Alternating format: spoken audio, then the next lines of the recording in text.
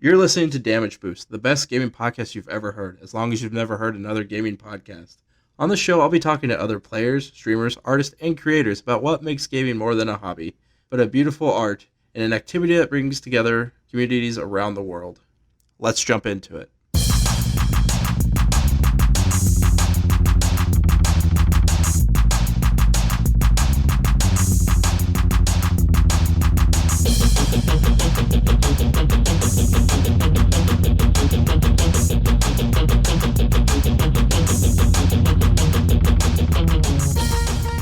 Welcome to this week's episode of Damage Boost. Today I have Trey Johnson, host of the Nintendomain podcast. How are you doing today, buddy? Hey, what's up? I'm doing well.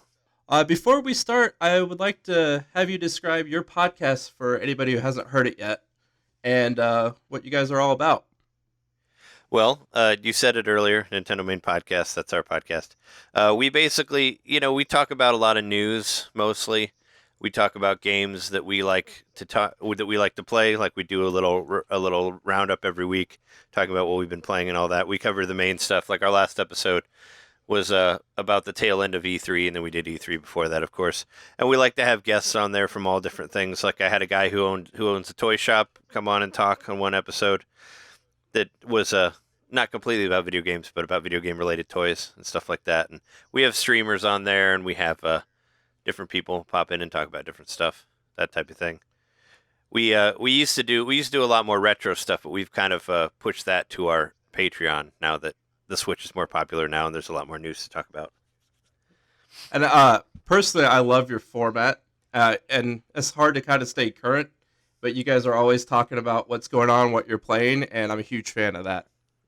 Yeah, that's actually, I took that, every podcast is a culmination of other podcasts that you like, and that's basically what I did. I took it from other shows that I like, to try to take out the stuff you don't like and use the stuff that you do like from other shows and build your own show. That's basically what I did. Same sort of thing. That's always my favorite part of the podcast that I like to listen to, is the part where they talk about the games they've been playing. So I try to make that the upfront part for ours. That's what we always start with. So It's amazing. I definitely recommend that anybody who I am lucky enough to have listened to me, go and check them out as soon as you're done with this. Now, to start our show, I've had Chari5 on and Deephead Gamer, and I like to ask random questions. And today I've brought it down to 5 for you. So are you ready? Go for it. Now, keep in mind there are correct answers to some of these questions. Okay. First one being Princess Peach or Princess Daisy? I'll go with Daisy. I like the underdogs. I'm glad you picked the correct answer. I have also Okay. named one of my cats after Princess Daisy. Well, there you go. First game that you stayed up all night playing? Man, I don't know. That's a hard one. I'm gonna guess Star Tropics when I was a kid, because I did play a lot of that on NES. That's what I'm gonna say. That's a game that I can still blow through whenever I play it, and I think it's fun to play. So I think that's one of the first ones I stayed up playing, because I think I had a TV in my room when that came around. That was like kind of a later NES release. So For me, I think it was Grand Theft Auto 3 when it came out on PS2, and I was way too young to be playing it. I convinced my mom to buy it because it could get banned. I don't know why she bought that. And took that as a reasoning. So I stayed up playing it because I'm like, if they see what I can do in this game, they're going to take it away from me. So that's the reason I played through it, stayed up all night playing through it. All right, question number 4, not necessarily video game related, but what was the first movie to scare the shit out of you? The Exorcist. I watched that at a very, very early age, which I shouldn't have probably. But my mom was like, "Oh yeah, it's good. You should check it out." I guess it scared her too. But yeah, no, that was I think I was like 12 or 13 when I saw it, and it scared the shit out of me. I couldn't sleep for like a week. Mine's a little more embarrassing. Chucky was the first thing to scare me, but the one to scare me in my adult years was Strangers. I was 17, I think, 16 when that came out, and my girlfriend lived in the country at the time. So after I leave her house, I would sprint to my car because it was a huge lane. And I'd get home and sprint from my lane to my door because it just spooked the hell out of me. Don't know why. I was almost a grown man at that point. would have been funny to see. Uh, See at- you running.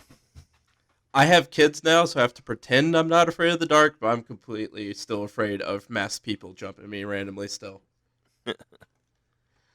And the final question is Super Mario World the best or greatest game ever? I mean, greatest Mario game or greatest game? We're going to say greatest game. Best or greatest? Best or greatest? That's a trick question. I think because the greatest game of all time is Super Metroid, but I'll give it a I'll give it a number 2 on there. I, I appreciate you playing along. It was the first game, and it's the game that gives me my biggest like nostalgia hit. Like if nostalgia was a drug, I would be putting Super Mario World straight into my veins as much as I could. All right, so we'll hop into today's topic. We have two. What game or games do you think got unfair hate or were just not appreciated enough? And to kind of mix into that, because they're kind of the same question, what should games be judged by quality at launch or after it's been improved through patches? Mm-hmm. I think I'd like to hear yours. I think another thing on top of that I feel like gives games a lot of crap is like the first review, because sometimes people get earlier review copies that haven't gotten the final patch, so the version that they get is different from what we get. So, and that always kind of annoys me when like one person says that it's bad and everybody else automatically believes that it's bad without playing it on their own. And they're usually trying to play through it all within a week too, right? They're not taking the time to appreciate the nuances of the hard work people put into these games. Yeah, no, yeah, well, yeah, depending on what it is, especially if it's like a paid review, yeah, they gotta just blow through it, and if it's, yeah, they may not enjoy it as well as a person who could just take it at their own pace and all that type of thing. So, what were the two that you wanted to talk about today? Okay, well, first off, just because it's, you know, it's kind of in the news right now, and it's not the game in particular, I guess it's the port, but I want to talk about Bloodstained Ritual of the Night. It like just came out for Switch yesterday. I don't know what time frame this is going to be posted at. It came out on the 25th of June. And it's been getting a lot of hate online for the Switch port, which I played it last night and I don't really see any of the the graphics are a little bit different, like they're not as detailed, but I'm not noticing any of the frame rate issues that people have been talking about. But people are already like saying they're not going to get it because of that, just because one person said that they shouldn't, which I think is incredibly annoying in today's video game society, having to deal with that stuff. Yeah, when you said you wanted to talk about this game, I just did a quick Google and YouTube search, and like I think the first 5 thumbnails were the problem with this port, or they got this port wrong, and like such sensationalized bullshit. Nothing really constructive in the criticism. Oh yeah, no, that's exactly what you're gonna see. That's the thing. That's what bothers me. I mean, that's a big thing that bothered me about the second one. Also, same sort of thing. But I find that really annoying. I mean, this is a whole like different. This could be another topic for the future. But it really bothers me that a lot of people nowadays don't have their own opinions. They just watch people on YouTube or Twitter and automatically adopt their opinions. Like they don't actually take anything and think about it, is what it seems like to me. But that's a whole nother thing, you know. Yeah, it's almost a societal issue at this point. Yeah, it just annoys me. It's like don't watch some person on YouTube talk to a camera about a thing that you know nothing about and just say that that's what it is because you have no opinions. I don't know. It's annoying, but people do it all the time, and it's like just play the game. Just don't watch that shit. Just play the game. Yeah, I not to get too far off topic, but I watch a fair amount of YouTube because I'm a cable cutter, so that's kind of if I need to sit down, that's what I do because I don't have another alternative. And there's a lot of great gaming content, but just because, and it's the ones who like I'm not saying it's his fault. Like MatPat fans, if you say like, "Oh, I disagree with him on that," those people will flood your inbox with so much freaking hate. It's unbelievable. Oh, yeah, that's a whole other thing too. I didn't even think about that. Like the adamant fans that like if you just say like, "Well, I don't feel like that's what I feel about it," like they'll get mad about it already. But some people they haven't actually experienced whatever that person's talking about. So that's what Right. really annoys me, and I feel like that's where a lot of bad things in the world come from, with people just going along with it, with not actually figuring out whether it's bad or not. That's kind of feels like you're describing the Five Nights at Freddy fandom in a nutshell. Like I feel like everybody has opinions on that game, but I have yet to meet a person who's actually played the game. Oh yeah. Well, That's I haven't played it, and I have no opinions on it. So there you go. That's how I feel about it. yeah. I could go on a whole nother tangent on how I feel about that game and whether or not it's actually creative or has like good lore, or if it's just vague for the sake of being interesting. But that's for another day. What was the second game you wanted to talk about? I'm gonna wait for the movie to come out on Five Nights at Freddy, and then I'll come back to you. I hope they actually make it because I am interested in a movie version of it, but I keep hearing it's getting delayed over and over. Yeah. No, I just think it's funny that they're making a movie of it. No, what I wanted to talk about, and this is another thing like we were talking about before.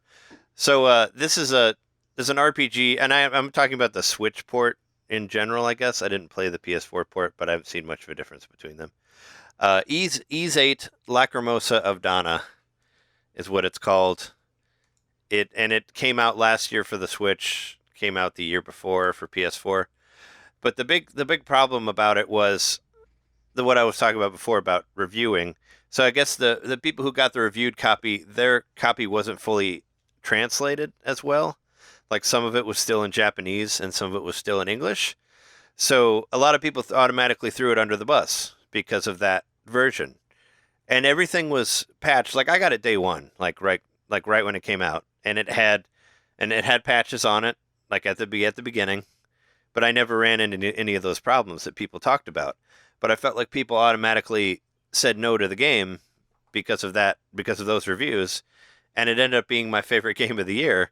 And it made me really sad that people just passed on it just because a couple people got bad review versions of it, and that's annoying.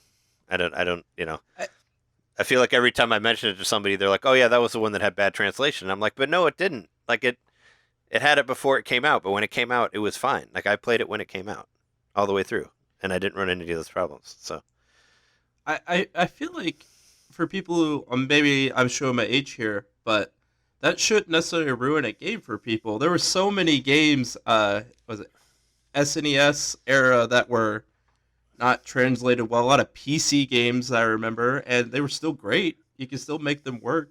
sure. Well, I mean, what they were saying in the reviews, it was that basically, like, there was like Japanese characters in there. Like the actual what it was saying was half kanji and half English, which I never ran into any of that. But apparently the version that they sent them, and that's on the fault of the company, if that's what they sent them. I'm just saying that people should have actually played the game. They should have just been like, "Oh, it was badly translated, so I'm not going to play it."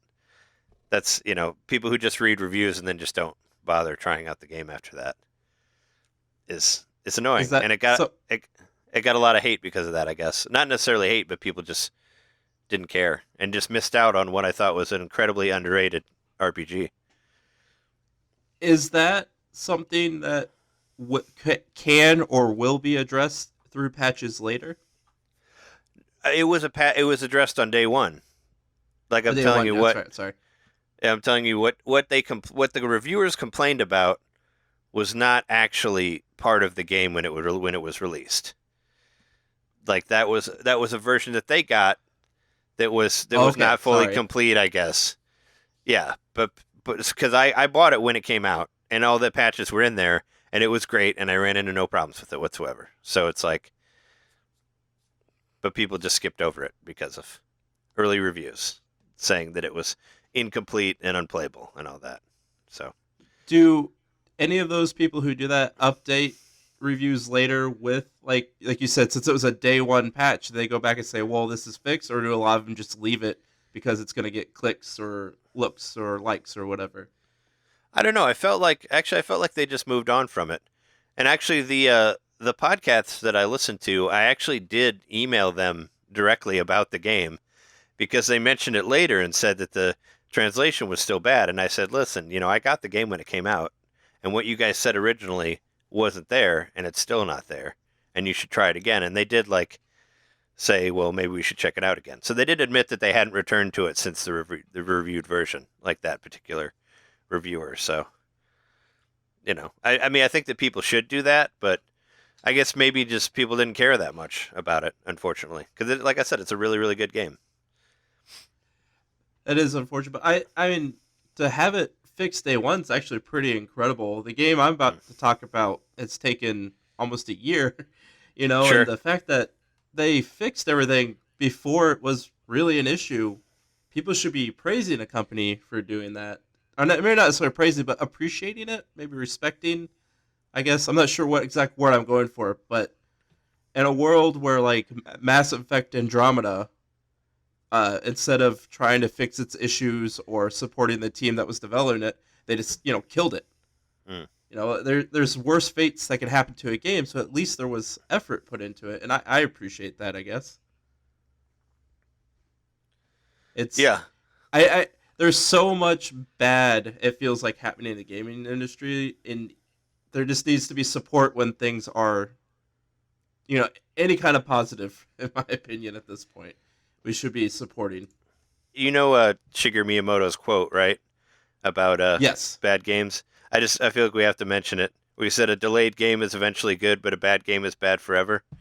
I feel like that really has to do with, well, I mean, now it's not really with patches, but it is, his statement is still true in what we were saying. Like, if the first impression is bad and people say it's bad, that can automatically kill a game forever, in some cases, which sucks. People should, I don't know. I don't read reviews that much anymore. I realize that I'm an adult. I can figure out what games I'm going to enjoy and not enjoy. So just, just go play a game if you think it's good, But I agree. I Yeah. agree with his quote, and yeah, especially for video games, I don't trust reviews at all because there's so much paid sponsor reviews and Sure. all that. I movies a little bit. I might check a little bit about the ratings, but I won't read the reviews. But for video games, I recommend just playing games for yourself, just figuring out. Well, the movie review thing, that can be a whole nother can of worms as well, like to where we've gotten right now with the, with internet trolls and people trying to throw movies under the bus before they even came out as well.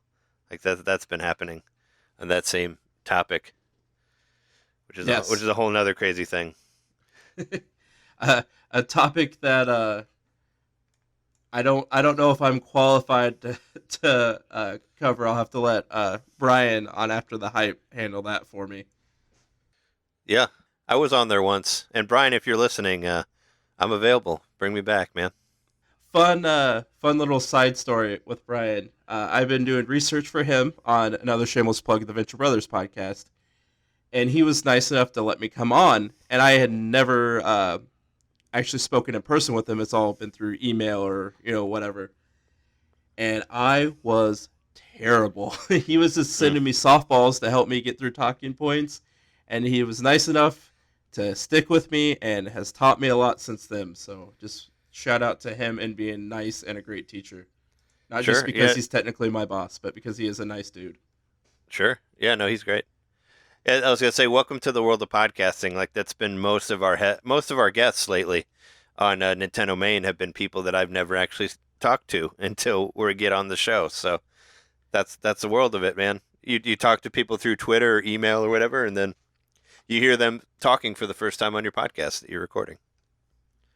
So to kind of get us back on track here, the Fallout series, just kind of your general opinion on it. So I'm super green about the Fallout series. I've watched some people play it. Didn't really look like my thing, so I didn't get into it. I've had some. Well, that's Bethesda, right? Yes, No? from Is 3 that them? on has been with them. The first 2 were PC and not through them. Okay. I don't know. I just I couldn't get into it. I guess I have my own opinions on like Elder Scrolls and stuff like that. And I tried playing that and couldn't get into it, but I never really actually played any of the Fallout stuff. But I watched people play it, and from what I saw of it, it didn't look like my cup of tea. But I have my own issues with trying to get into Western RPGs. They don't really, I don't know. I just can't really do it. I prefer the Japanese ones. And that's completely understandable. I probably the opposite. I prefer the simplicity of Western RPGs, especially now. I have a lot of kids. I have 3, so I can't invest as much as I'd like to in like learning stuff. And games like or RPGs like Fallout are a little more. I don't want to say they'll hold your hand, but they're simpler. The stories are simpler, and yet, but there's good lore and backstories to it too. I always feel overwhelmed when I try more complex RPGs. Like I remember trying to do Final Fantasy for the first time and just like I don't know, seizing up because I had no idea what was going on, who was what, but I knew it was really pretty to look at. Which one though? They're all so different. Which one did you play first? Okay, so I don't remember. It was about 8 years ago. I was 20, so it was 10 years ago. I was lying about my age. I want to say it was like a 10 years ago around then. I was gonna say it had to have been like if it was 10 years ago, that's probably like 13, right? One of those. I mean, those games are bad, so don't. Well, I mean, I didn't necessarily play them long enough to say that they're bad or whatever. I'm just saying I would not consider them as a good contender for Final Fantasy. I think you should play. I think you should play Final Fantasy VI if you can on Super Nintendo, and then decide what you think of those games because that's probably the best one out of all of them. So, kind of a little side note, but how do you feel about ports, or not necessarily ports, but finding games like that through the internet and playing them if they're hard to find handheld copies? Do they carry over, or do you have to get the hard copy to get the true experience? Oh, are you talking about emulators or Yeah, emulators. What are you talking about? Yeah, emulators are fine. I mean they're illegal, but if that's the only way you can get it, yeah, go for it. As long as it plays it well enough and it's not using a different translation or whatever, should be fine. I mean, if you're able to get a hold of the Super Nintendo Classic, Final Fantasy VI is on there. That's probably the best way to play it. Yeah. Yeah, I've been wanting to buy one for a while, just haven't, for whatever reason, grabbed one. But yeah, no, that might be enough to push me into buying it. There are a lot of really good yeah. There's a few good RPGs on there, like Earthbound is on there, Super Mario 64, Secret of Mana. They're all on there. Oh, nice. Yeah, I didn't know Earthbound was on there. I'll definitely pick it up for that. I love Earthbound. Yeah. Earthbound's great. Anyway, back to Fallout. I'm a huge Fallout fan. I've enjoyed it since the first game. I was okay with it going into a first person, third person shooter type gameplay. And I was excited when Fallout 76 came out because I have a buddy that I play online with, and we stream together. If you want to watch it, Damage Boost podcast on Twitch, and shameless plug. And we were pumped because we love Fallout. I know you said you weren't necessarily big fans of them, but Elder Scrolls, Skyrim, we played all those. We would just chat while we played them together. But obviously separate games. So a multiplayer version of that was, for us, pretty big news. And when it came out, and we're talking about, if it was appreciated enough or not, it got, I think, more unfair hate than it probably deserved, because people were pissed when they announced it because they wanted a new Fallout game, not a multiplayer experience. So I think people's opinions were going to be negative regardless because they didn't get what they want, which that's a whole nother, like, as we were talking about, can of worms with gamers can be really fucking ungrateful, especially when it comes to E3 announcements or Nintendo Directs. I don't think they appreciate all the stuff they do get, but they're past that. Yeah. Go ahead. I would just say I feel like they're like falsely entitled, like they feel like they deserve something and don't like whatever they get. They're babies, is what I'm saying. Yep, they are. It's ridiculous. With that, I played it, and yes, it had its problems. Didn't look probably as good as it should. The lack of NPCs like really honestly pissed me off. But the backlash was so strong. I picked it up for $30, I think, within 2 weeks of launch because they were so. I don't know if they were desperate, freaked out, or whatever with the negative reviews. That the prices just dropped for a while, and it was on Mm. sale pretty much everywhere. You could get it for 40 or under in a lot of places. So I picked up my buddy, and it was if you have a friend or people, if you can make friends online, it was a fun experience. You're still exploring the world. It's West Virginia. They take West Virginia lore or monsters and incorporate it. So it's kind of cool that it's actually based off the history of the area and all that. And it was fun. And now we're getting the patches, and we're talking about when it can be judged. Where now we have NPCs with stories, and I mean I don't need it, but a battle royale mode, which apparently people really like it. So I mean that's cool. That's something they didn't have to add, but they did it. So I think the game wasn't great at launch, but they've made it good post, and I think it should be judged what it is now.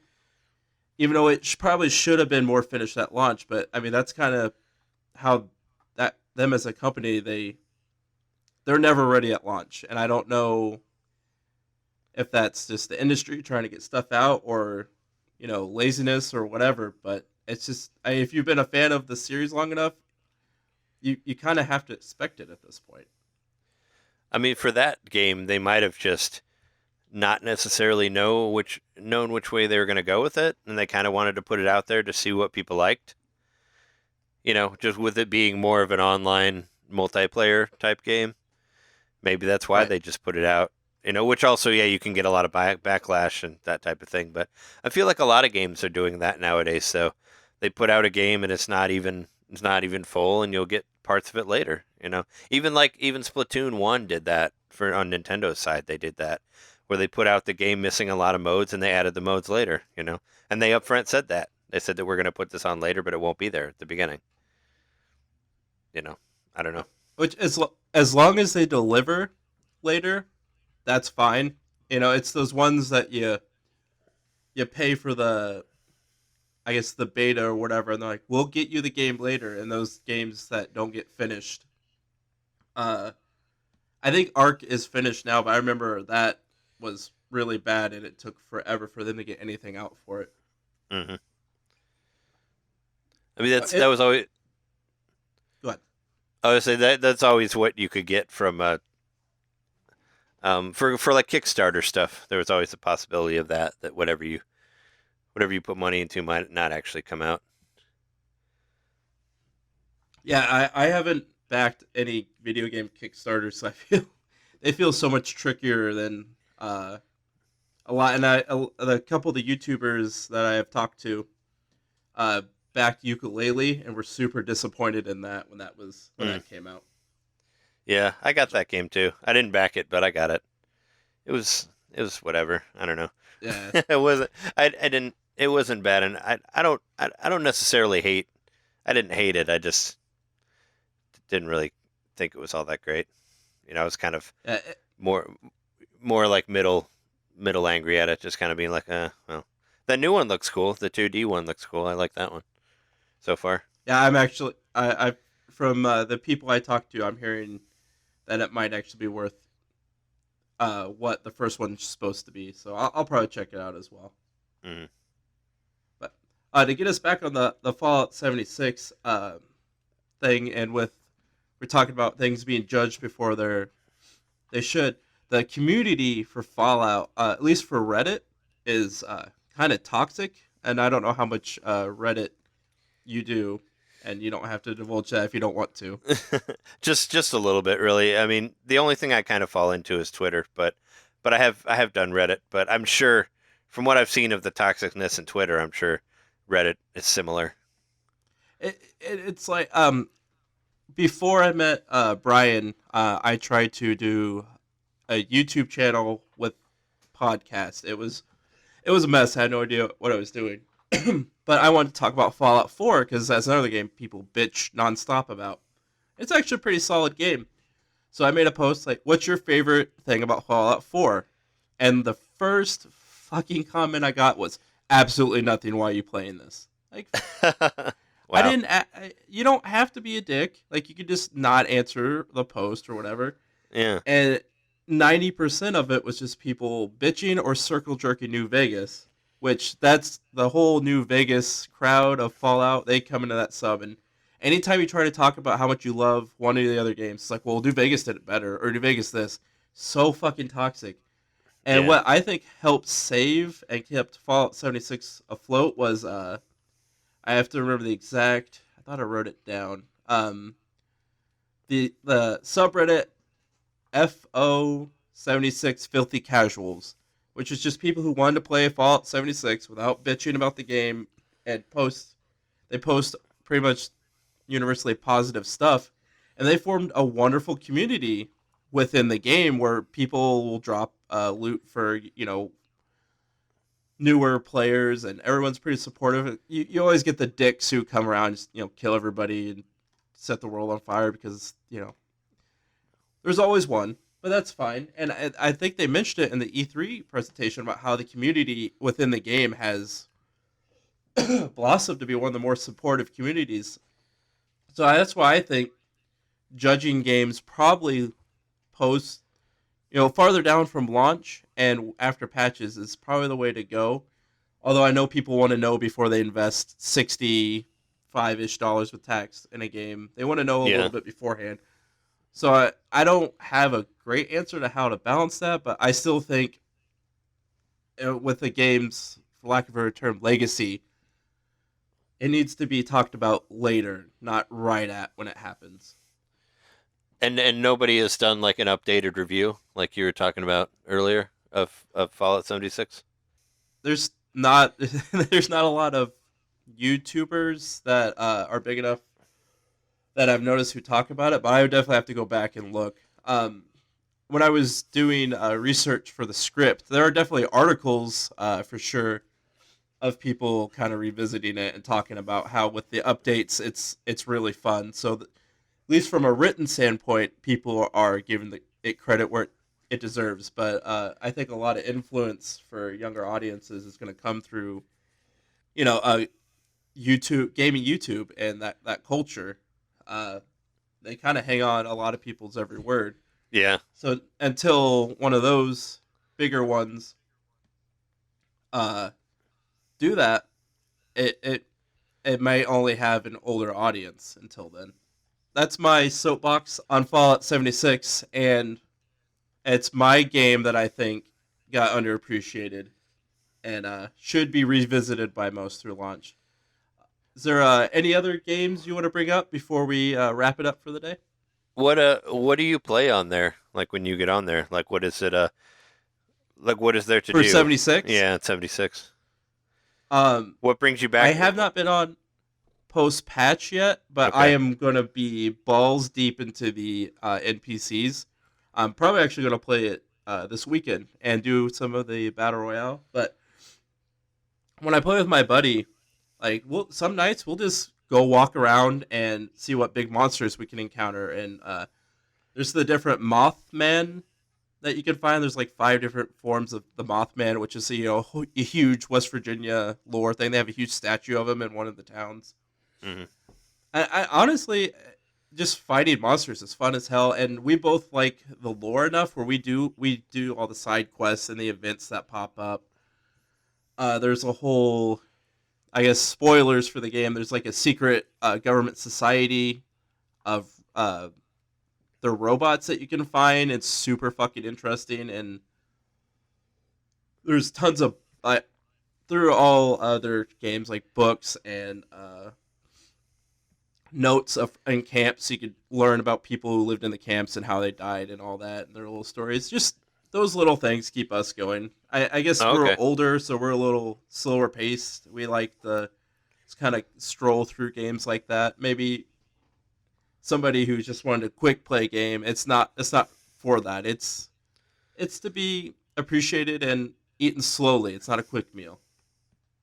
Sure. Yeah, I was just curious what it was that kept bringing you back, or like what it was that you enjoyed about it in the end. I it I like I said, I'm a huge fan of the setting, like post-apocalyptic. Basically, culture ended in the 50s, and people who are survived and coming out of vaults are adapting 50s culture into surviving in a wasteland, and it's unique and cool. I enjoy that, and like I said, the community within the game is super supportive.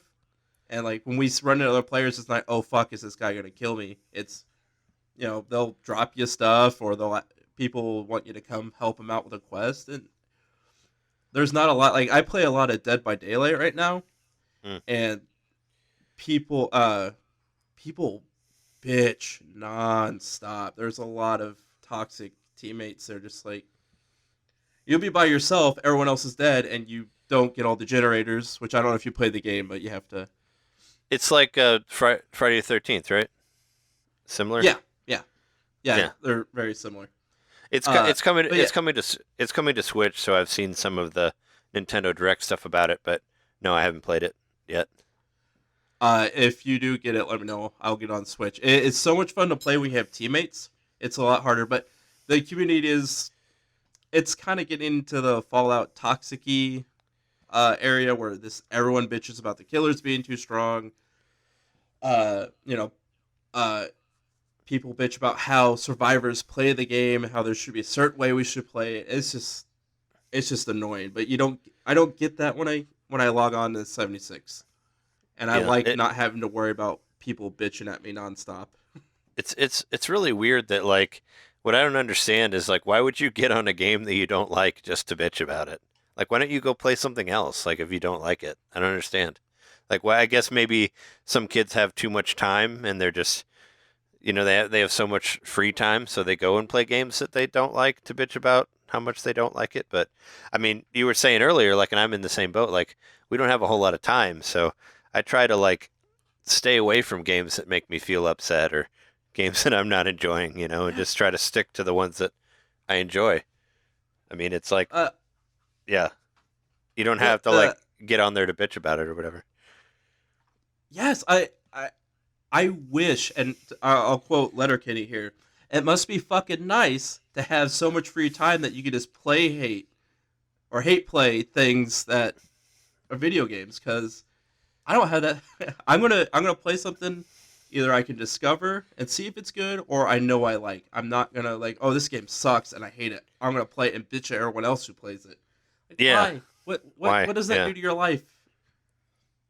Just try. I get it.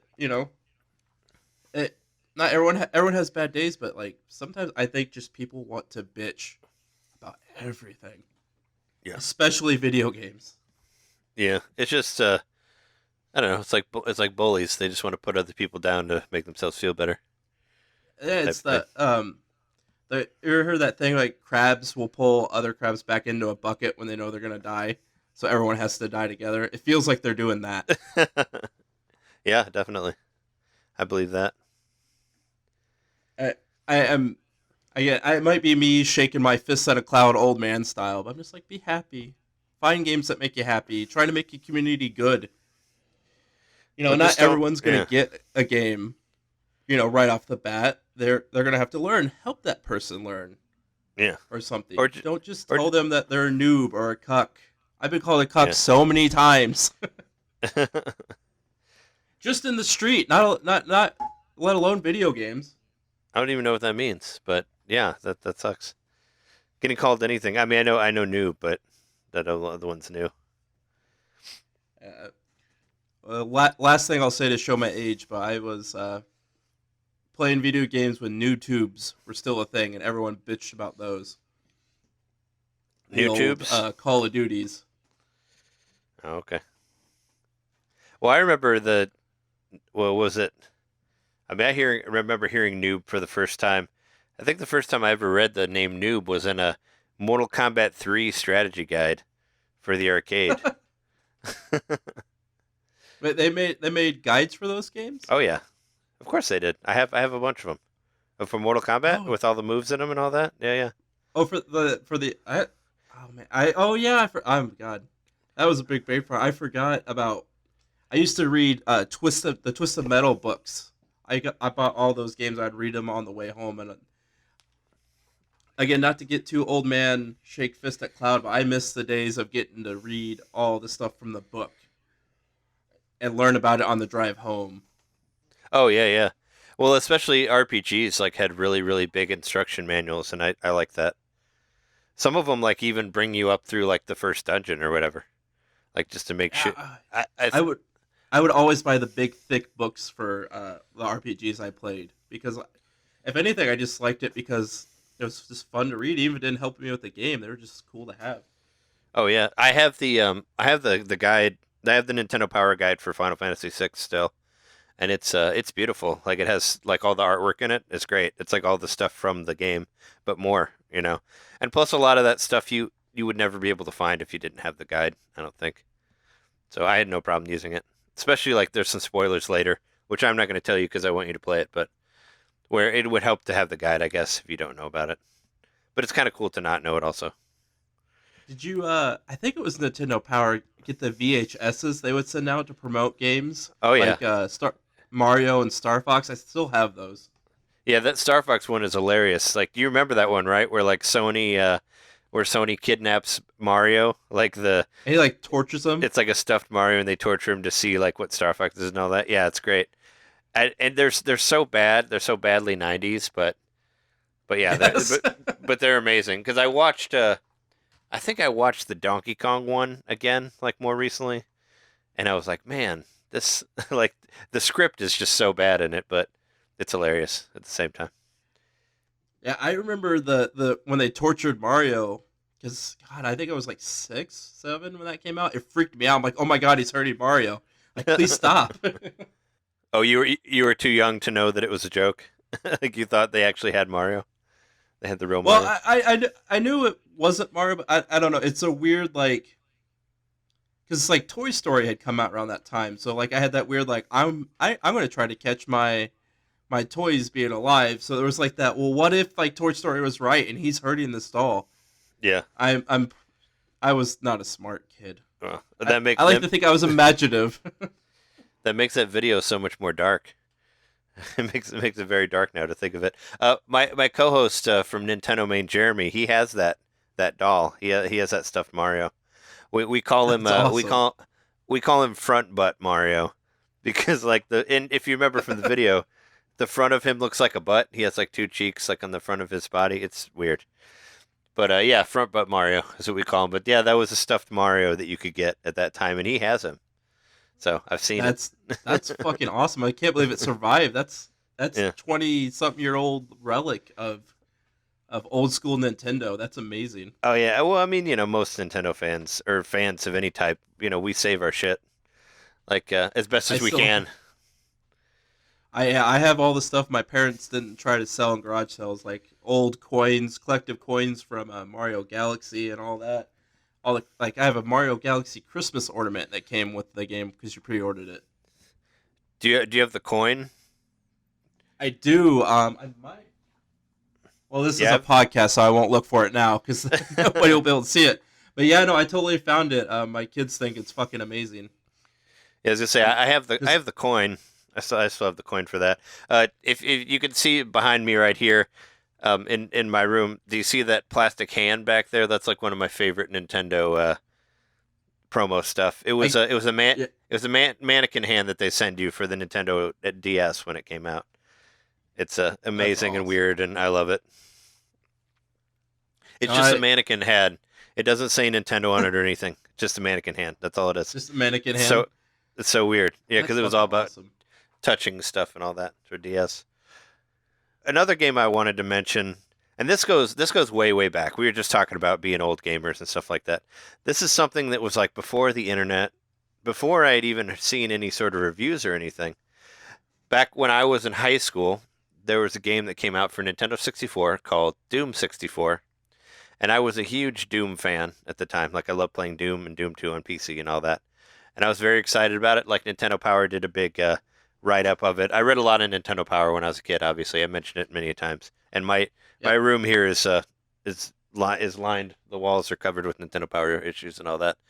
But yeah, no, my a friend of mine at the time rented the game, and hated it and just talked it down, and my other friends kind of went with him, and it was all like, we hate Doom 64 and all that, and I kind of like rented it on secret and kind of like played it on my own in secret and ended up loving the shit out of the game, and I still think and I still think it's one of the best first person shooters on 64, and it's a completely different game. It's not even Doom. It's not a remake of Doom. It's a brand new game, which a lot of people don't understand. Like a lot of people think that it's a port, but it's not a port. It's a completely new game. But yeah, no, that's just, I thought that was kind of a funny story of like me dealing with games getting hate at an early age, where I was like, my buddy like bitched at it constantly, and he said that he bought it and he returned it and like they gave his money back and it was shitty and all this stuff, and I still wanted to play the game, so I still went and rented the game. I rented the game over and over and over again many a times. Actually, the copy that I have of it is that one that I rented, because that rental store went out of business, and I bought it from them for, I don't know, $5, something like that. Because back in the day when rental stores were going out. I mean, I bought Chrono Trigger for $5 at a rental place, and Earthbound also. I also bought Earthbound for really cheap at a rental place that was going out of business. But that was the time of that. It's just, yeah, that was something that my friends threw under the bus, and I was like, but I liked him. Fuck it, I want to try it out for myself, and the game is like really gorgeous. You do have to turn up the brightness a lot. I'll give it that. It is incredibly dark. That is that is one of the bad things about it. So it makes it really hard to stream. I've actually tried streaming it a few times, but it's incredibly dark. But no, it's a really really good game, and I enjoyed it so much. And I think that's my lesson that I want to tell people that are listening to this episode is, don't listen to your friends. Don't listen to your YouTube people. Follow your heart, man. If there's a game that you like or that you want to like, check it out. Don't worry about what they say. It doesn't matter. Just play the game and enjoy it. That's how I feel. And that go ahead, finish. I'll just say that Doom 64 is like, it's kind of become a thing to me. Like I have a Doom 64 shirt. Like Jeremy and we did a live show for Nintendomain where I talked about Doom 64. So like, it became a huge part of my life, and I still love the game to today. And that's just a testament to how you should never listen to people when they tell you something is bad. You should always check it out for yourself, because it may end up being one of your favorite games, like Doom 64. With the Doom 64 thing, until you told me in this past couple of moments, I thought it was a port. Like, I assumed that, that must be the Doom that I play with my cousin on PC. Oh, no, it's not I had no idea it was its own game. No, it's not a port at all. It's a completely brand new game. They added a new weapon to it and a new character, and all the sprites are completely new. They're redone. They're redone from the PC version. And actually, I think the there's one character, or there's a couple versions that never went, that stayed on the Doom 64. They never went to other games also. So it's pretty cool. There's like PC mods of it now that you can play also that use the same like graphical style and all that. So it became a cult hit now, but back then people hated it back in the 90s when it came out. And I think people were mad because it wasn't 3D, because it was more the characters were sprites and they weren't polygons, I think was the big deal. But no, if you play it now, it's like, it's just, the level design is so good, and like the atmosphere is so good, and it just, yeah, it's great. It's aged really well, I think. The game for me, that I think almost follows the same exact path, was Super Mario Sunshine. My buddy got it for GameCube before I got a GameCube. He's like, this game's dumb. You just clean stuff. Like, it's not fun. So I didn't get, when I got my GameCube. I got Pikmin, Smash Brothers, kind of the standards, and I never picked up Sunshine. And then one of my kids, we used to watch, when he was little, he was like 3. We watch YouTube playthroughs of Mario games, and he loved watching Mario Sunshine. So I'm like, you know what? It's not expensive. I'm going to go to a Mega Replay type store. I picked it up, started playing it. It's top 3, top 4 Mario games of all time for me. That game's unbelievable. And just because one of my idiot friends, when we were like, I don't remember when it came out, like 12, 13, said, oh, you have to clean stuff. Is it fun? I didn't play it for like 15 years. Yeah. 15 years.